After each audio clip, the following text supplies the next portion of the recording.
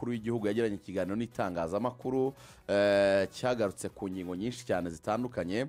Hanyuma ingingo yo muri siporo yaganiriwe ni amasezerano y'ikipe ya Arsenal. Rwanda rwari rufitanye amasezerano na Arsenal y'imyaka 8. Arsenal yamamaza u Rwanda biciye muri Visit Rwanda. Ayo masezerano rero RDB herutse gutangaza ko ayo masezerano umwaka utaha atazongerwa.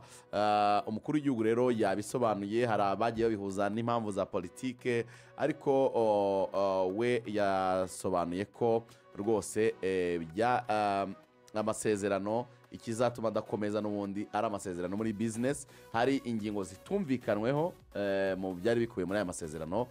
Reka twumve umukuru w'igihugu igisubizo yatanze ku kibazo yarabajijwe kijyanye n'impamvu ikipe ya Arsenal itazongera amasezerano yo gukomeza gukorana n'u Rwanda. Arsenal, we won last night. 8 years is not a short period, I think you understand. We have Atletico Madrid, we have PSG. These are European countries.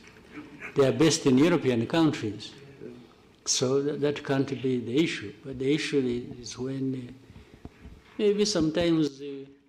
Arsenal twaradutsinze mu ijoro ryakeye. Icyo bivuze nuko ari imyaka 8 atari igihe gito. Ndatekereza ko byumva.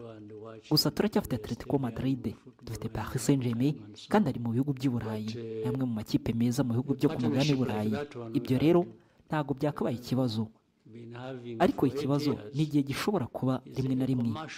Mu gihe kuri njye nzakomeza kuba umufana w'ikipe ya Arsenal, nta bihuriye n'amasezerano twari dufitanye.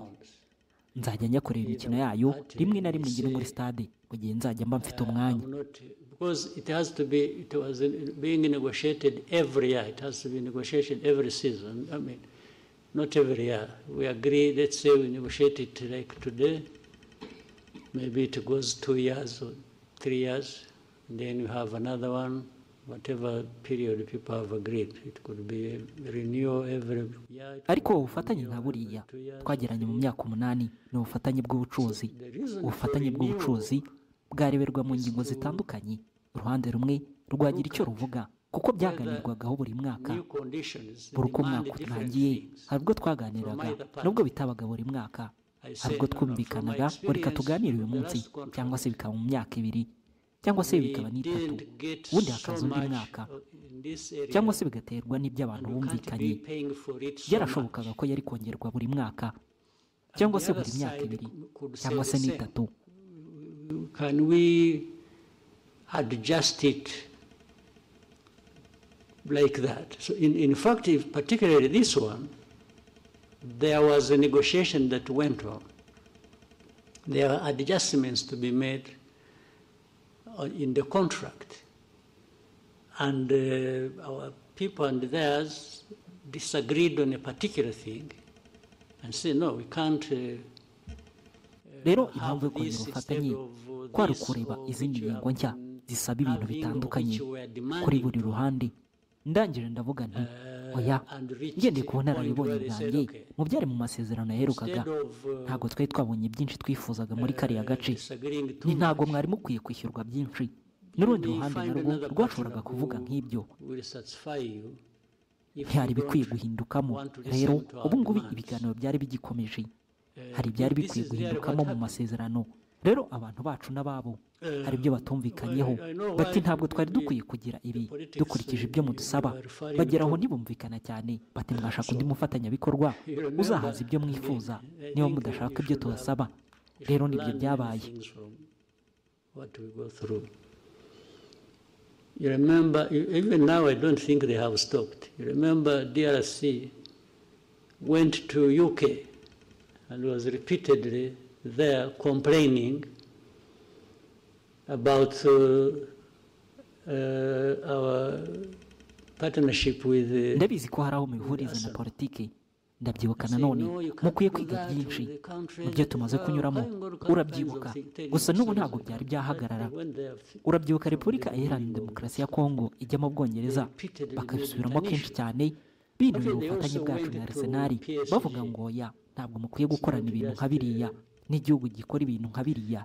N'ibindi byinshi bavuze, babwiwe inkuru nyinshi, bagiye babivuga kenshi kuva aya makimbirane yatangira. babisubiyemo kenshi birangira bibaye ikibazo byarenze n'ibyo bajya no muri Paris Saint-Germain gusa ntabwo byabakundiye abantu barabisobanuriye abandi ubufatanye burakomeza ni nabwo twabonye abandi bafatanyabikorwa benshi murabyibuka Atletico Madrid niyo iheruka kuza gusa igitangaje ubwo Repubulika Iharanira Demokarasi ya Kongo byayinaniraga ntiyatangiye gushaka amakipe bafatanya yego nibyo byabaye niba mwaraye mubonye umukino w'ejo hashize n'indi mikino ya AS Monaco nabonye ku kaboko hari inyuguti za D n'ibindi bintu nk'ibyo wabibona urimo kurwanya ubufatanye bwacu ukavuga ibi n'ibi watsindwa ukajya nawe gushaka ibimeze kimwe n'ibyacu bikwereka ko barimo kubikora ngo barwanye u Rwanda kuko nta kibi cyari kiri mu bufatanye bwacu gusa twe twamaze kubirenga gusa abantu bari muri ibyo bintu n'inzego zifata ibyemezo zari zibirimo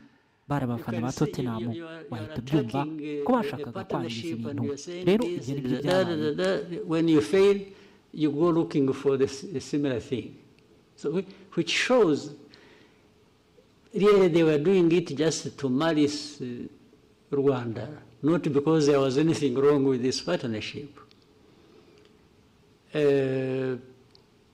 Unless we want to overstretch it and assume that among the people who have the influence or who gikomeye cyari kirimo gusa niba ubwo bufatanye butari bugikomeje twari dufite andi mahirwe muri ayo mafaranga kuko n'ubucuruzi twarimo n'ubucuruzi turishyura twashaka abandi bafatanyabikorwa ahandi mwarabibonye aho twagiye muri Leta Zunze za Amerika twabonye abafatanyabikorwa beza muri NFL no muri shampiyona ya basketball ya NBA kandi n'abandi benshi bazaza uko igihe kizagenda kiza tuzabona abandi bafatanyabikorwa it means we have opportunity with this money because it is commercial we are paying to open up for another partnership somewhere else.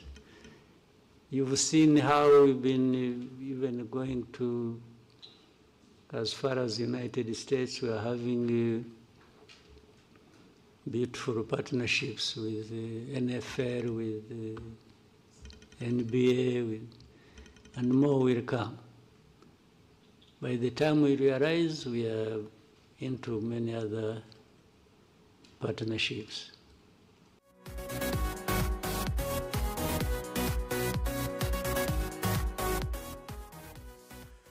yego ngiki igisubizo cy'umukuru w'igihugu ku kibazo yabajijwe kijyanye n'amasezerano ya Arsenal n'u Rwanda impamvu atazongerwa ngira ngo birasobanutse ni mu buryo bwa business ni kwikorwa abantu bagira ibyo bumvikanaho iyo ingingo zo batumvikanyeho nyine ziganje izo bumvikanyeho birumvikana nyine amasezerano ahagarikwa ariko yijera abanyarwanda nyine ko amafaranga azashorwa ahandi kandi hafite umumaro urugero nyine muri NFL ndetse na NBA u Rwanda ruherutse gukorana partnership ariko si icyo rugaje twagarukiraho gusa kuko abakunzi ba Arsenal urabizi ko bari mu bihe byabo bari mu kwezi kwa buki baba bashaka umuntu abakomoza ariko si n'icyo gusa no kuvuga ngo icyo Arsenal ngira ngo yakora kugira ngo abanyarwanda bishime n'amafaranga yatanzwe muri izi partnership nanone yongere agire indi added value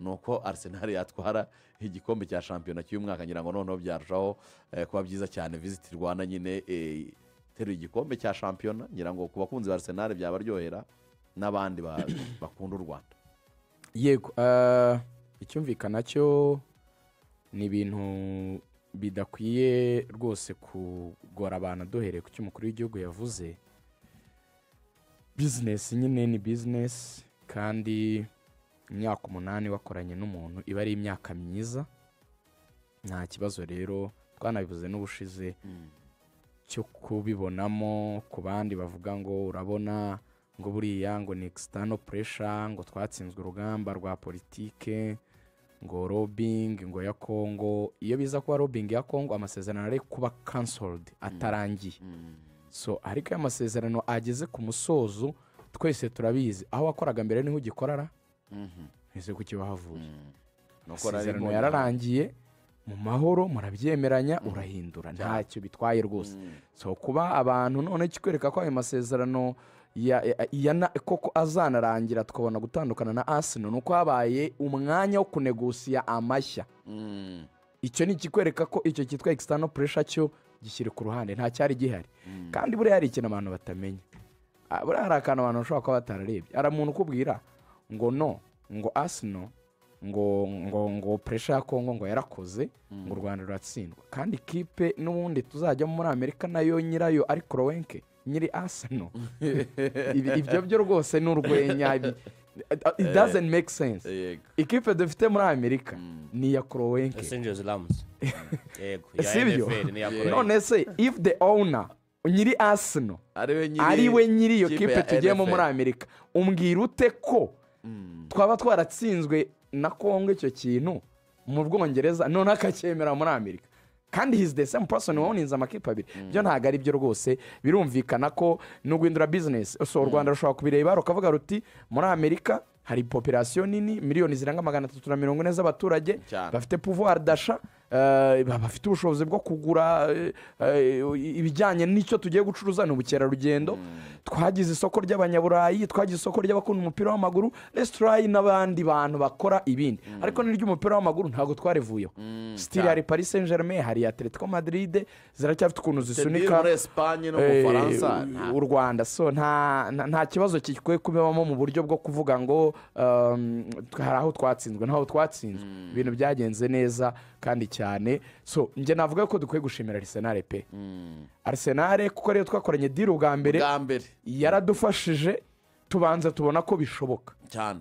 Icya kabiri, impamvu mbona ko yadufashije kubona bishoboka, ntago byajyaga gushoboka iyo nyine ku zindi business turi gukora izi zo muri Amerika n'iza Paris Saint-Germain, iyo tubona ibya Arsenal bidakoze twari bugire n'impungenge ku bindi by'aya ma ekipe yandi yo muri Amerika n'aya za Paris Saint-Germain. So yaduhaye icyo nakwita umwanya cyangwa room yo kubona ko iyo business ikunda ishoboka, bituma twagura amashami tujya handi muri Amerika no mu makipe yandi y'Iburayi.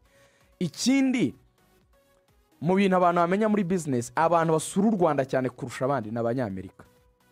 Ngo umubare munini RDB ifite muri records zayo z'abantu basura u Rwanda mu bukerarugendo n'Abanyamerika. Bafite imikino bakunda, ugomba kubibasangisha nyine. Umukuru w'igihugu yabivuze, yavuze ati hariya hari n'igihe tutabonye umusaruro twifuzaga cyane. Nuvuga ngo abavuye mu Bwongereza wenda muri icyo gice biciye cyase n'abakunda umupira w'amaguru muri rusange, ushobora kuba atari bo babaye benshi cyane mu baje gusura igihugu. Mbirebye rero kugira ngo bipfundikirwe neza sportive mu cyo wavugaga, buriya bigiye kuba byiza kurushaho keretse twaye nka bibiri igatwara nka champion na Champions League, kandi bifitiye ubushobozi kuko bifite equipe nziza cyane Arsenal ibiteruye byombi, cyangwa se wenda igatwaramo champion cyane niyo bamaze igihe badatwara Champions League, nayo niyo bayitwara ko buzabaye ubwa mbere. Icyo batwara icyo aricyo cyose muri major trophies ibyo bibiri, yaba champion y'Ubwongereza cyangwa Champions League, cyangwa se bakabitwara byombi, twaba dusezeranye neza tukavuga tuti imbere nta wamenya twazasubira. Oya no mu gutrolinga twajya tuvuga ko iruka igikombe ku bwa Visit Rwanda. Ariko ko tutayifuriza kwitrolinga twazajya twibwira ngo imbere nitwongera guhura kuko birashoboka, tuzaba dufite ibyo twishimira tuvuga ngo igihe twabanye neza. Ko umuyobozi w'ubucuruzi muri Arsenal amasezerano atongerwa avuze ijambo nakunze, yaravuze ngo turashimira u Rwanda kuko mu mushinga wo kubaka Arsenal twagizemo imbaraga z'ukuboko k'u Rwanda financially. Erega abantu batanabyumva nka biriya Kongo yavugaga ngo iki ngo kubera ngo uburenganzira bw'ikiremwa muntu ngo Kongo ngo twebwe ngo nitwishimiye iyo mikoranire. Arsenal yakubwira ati tumininga business, abantu barazakadukubita miliyoni 10 z'amayero, ayo n'amafaranga twagura umukinnyi cyane. So ibyo bintu tubwira by'amafuti we kugiye kubikorana na Monaco. Ubu se we ubahirije uburenganzira bw'ikiremwa muntu, ubu Banyamurenge n'Abanyamasisi n'abandi bose barishimye aho bari bahunze. So ibyo byo that was nonsense, nta logique byari. Ngira ngo byasobanutse cyane rwose. Ubwo abakunzi ba Arsenal nyine basenge izatwara ibikombe dusilinge neza, business tuyisoze neza. Reka dutumike tugaruke tuganire.